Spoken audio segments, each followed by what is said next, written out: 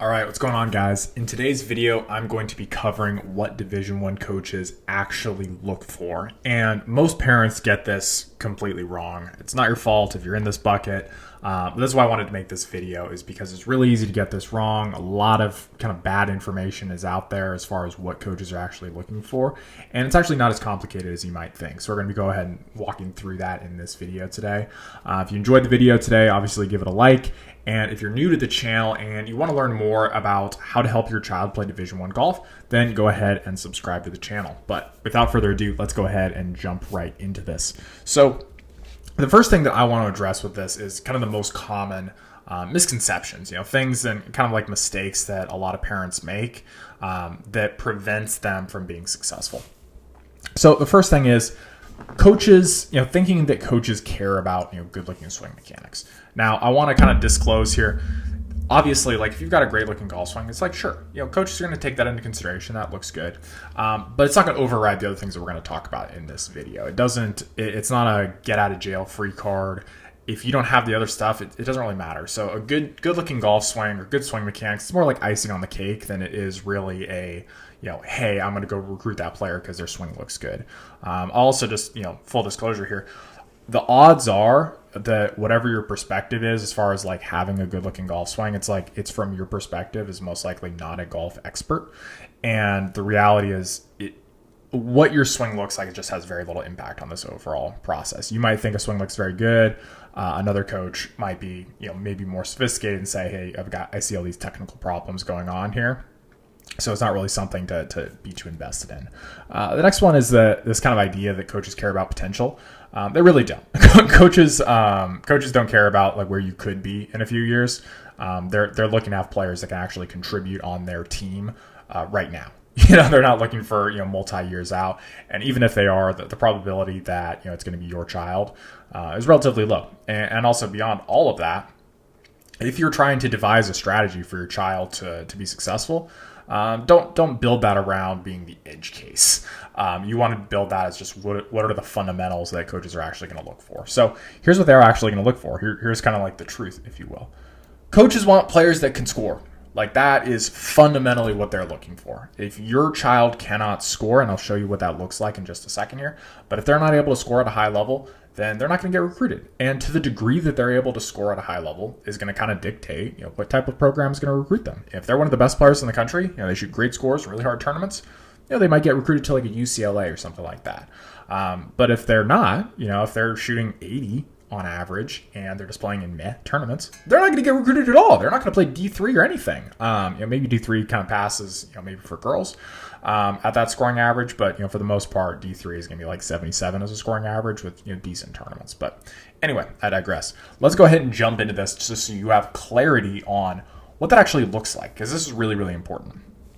So we're going to go to Junior Golf Scoreboard. Junior Golf Scoreboard is the largest index of rankings for junior golfers. There's other comparables with like AJGA Rolex rankings and Golf Week.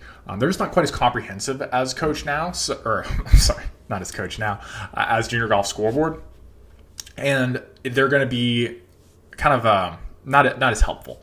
And so, when coaches are looking at, which players are going to recruit, Junior Golf Scoreboard is going to be something they're going to revert back to. If your child is ranked very, very well on Junior Golf Scoreboard, that's going to be a very good opener for you when you reach out to a potential coach. You can say, hey, my kid's ranked 50th in their class or 25th in their class or 100th in their class.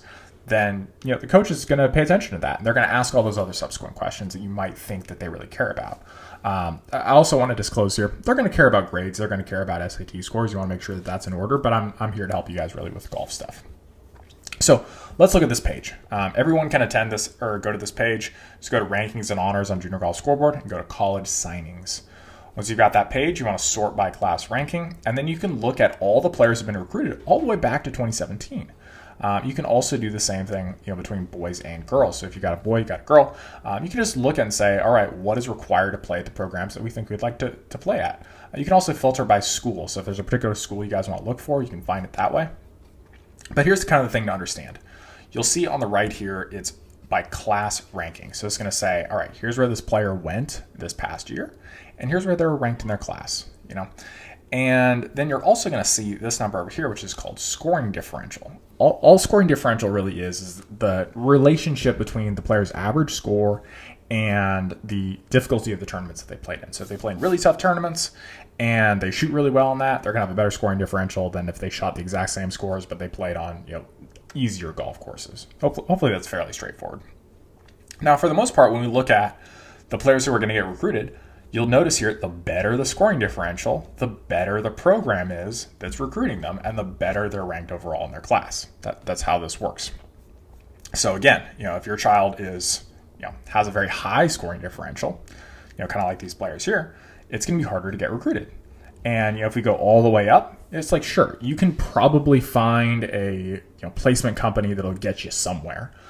Most of the time, and really the point of this channel is to help you guys play the program you would like to play at, or help your child get to the program that they would like to play at, and reverse engineer what is going to be required in order to do that.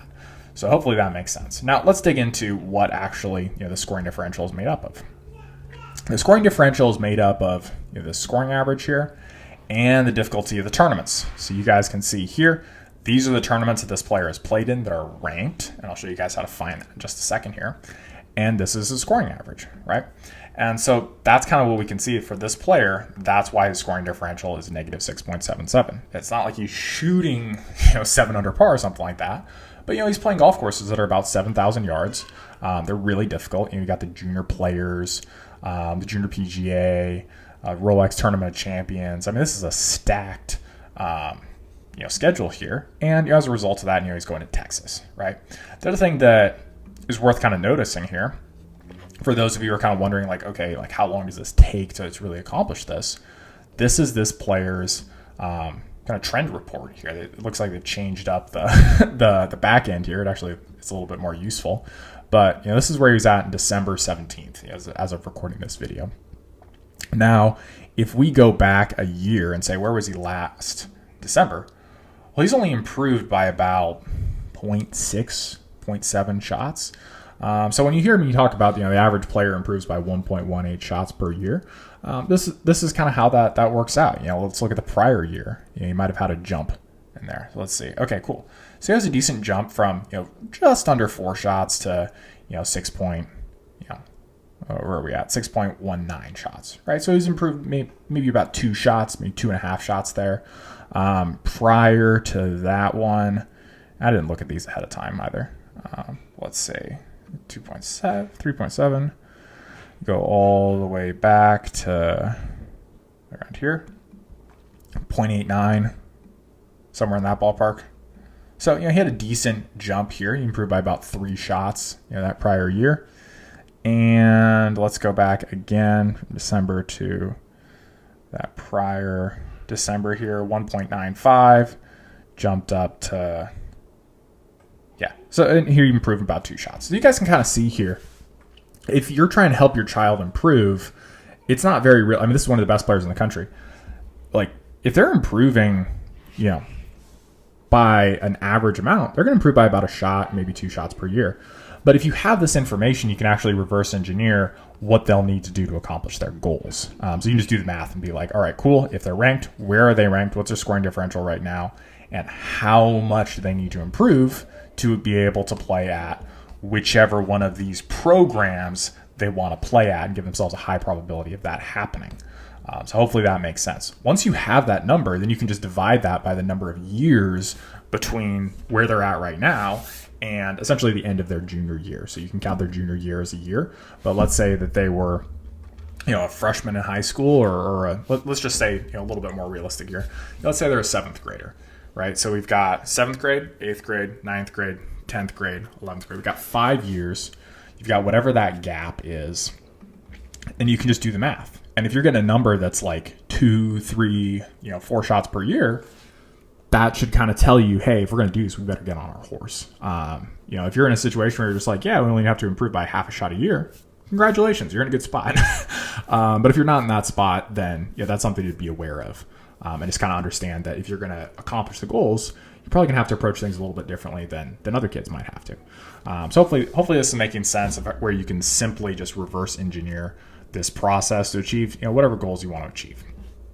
The last piece here that I'll show you guys is if you're saying, hey, my kid's not ranked yet, what do I need to do in order to make that happen? You go to tournament results, tournaments and results, go to search tournaments, and then you'll be able to find, any tournaments that you want to play in your particular area. So you just pull up your state, filter down to the months you want to look at, filter down to the year you want to look at, and then you'll just see all the different tournaments that are ranked, and you can just pick from that as far as being the most efficient with your schedule as possible. So hopefully all of this is making sense. Hopefully this is helping some of these things click together. Now, if you want help in this process, just so you know, the average student that I work with improves by about 3.93 shots per year. So if you're looking at that math and you're like, hey, we need to improve by 2 shots, 3 shots.